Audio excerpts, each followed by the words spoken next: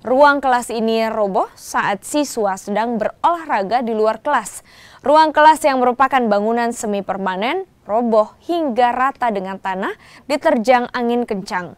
Tidak ada korban jiwa dalam kejadian ini, namun seorang siswa mengalami luka akibat tertimpa reruntuhan.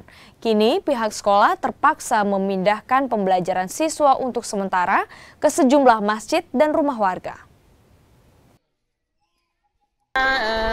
Angin kencang merobohkan kelas kami yang kebetulan ini merupakan kelas 8B dan alhamdulillah, bisa dikatakan alhamdulillah karena siswanya sementara olahraga, pelajaran olahraga, jadi tidak ada korban. Tidak ada korban ini. Ada.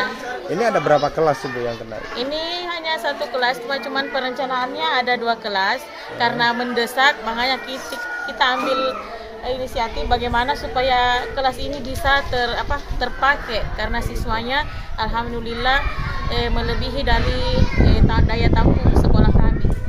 Ada berapa Bu jumlah siswa?